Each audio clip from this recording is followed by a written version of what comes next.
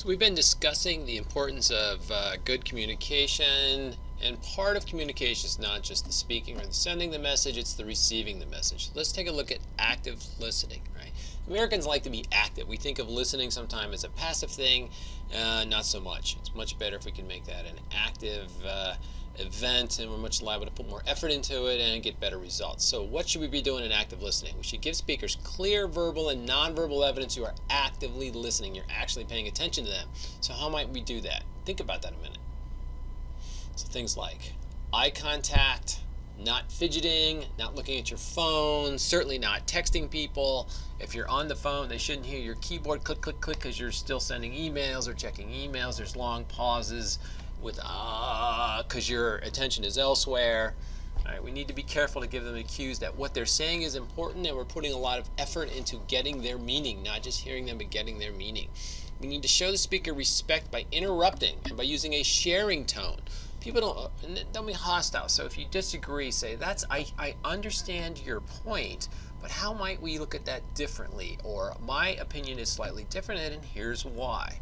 So you need to keep it calm. There's an old saying that says there can only be one upset person in the room, so if it's the other person, it can't be you.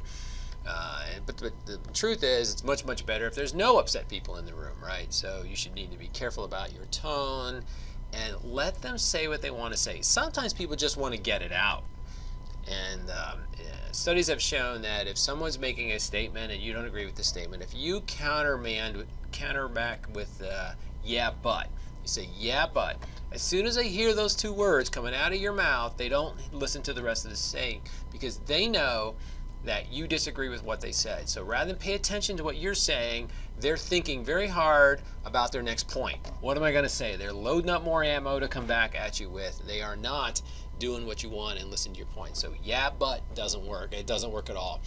I was at a training thing where a couple of professors had to debate something and they couldn't say yeah, but it was pretty amusing because they were struggling mightily. There were some people just had to clamp their mouth shut to keep them from saying it. They're so used to coming back with that.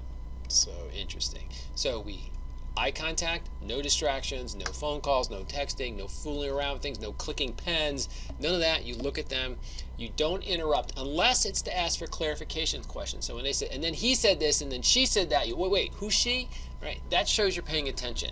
You're not trying to cut them off in their story. You're asking for clarifications along the way so that you get the story straight.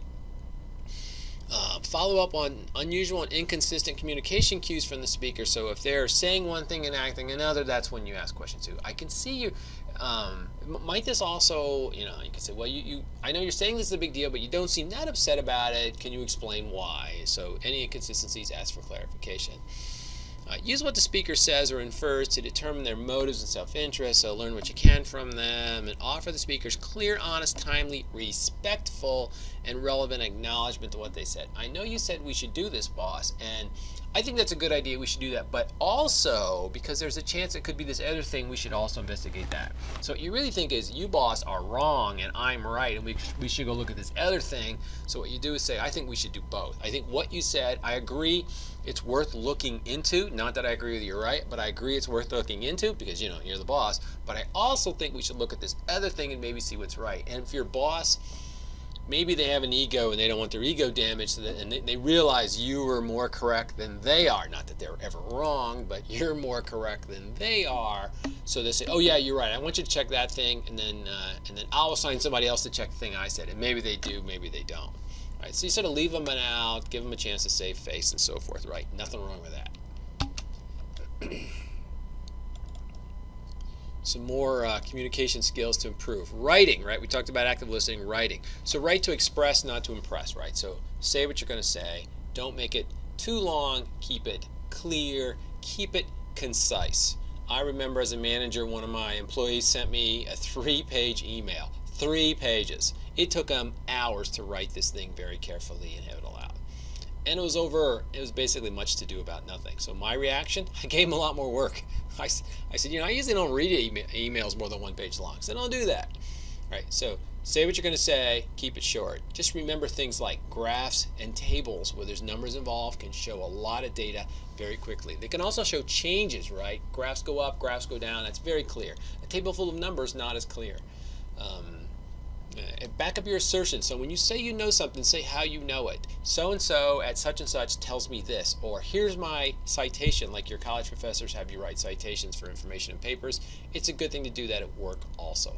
Write for your audience. If they're an accounting person and know a lot about accounting, don't explain every little detail. If you're an accounting person and this is an accounting concept that your boss's boss needs to know, then you got to give them a chance, right? Give them the background information, right? As you may or may not know, this means this and this and this, and here's why it's important to us, right? Put things like that in for them. Give them a chance to get up to speed on it. Edit, revise, and format for readability. Many of us are not excellent crafters of workmanship. We're just not, and other people are. So that's great. You should find these people and have them edit your paper. If you're turning in that one big study your boss asked you to do, and it's going to go around to the management of the company, and your name's going to be on it, and it's going to reflect these people's opinion of you. It might be the only thing they see from you all year long. So you should turn in and make it as good as you can. Make it well formatted. Back up your assertions with citations. Quote expert people. Have good illustrations of your data. And most of all, write good writing skills. If the writing skill is poor, they might think your conclusions are poor. It's just this type of associations people make. So, and if you're not happen to be a good writer, find somebody who is. I mean, there's cases where people will hire people to edit their paper for them. Now, hopefully you know somebody. And when you're in college, you get to use the Writing Center. So that's a very useful source, and it's free. Well, it's not free, but it's paid for with your tuition. So those are good things to use. Right? And the last bullet, so when appropriate, right? Pictures, graphic aids, tables, graphs, all that kind of stuff. And generally, it depends on who you're writing for. If it's an internal document, you may use active voice. I analyzed this thing. But if it goes outside your organizations, many organizations will use a passive voice.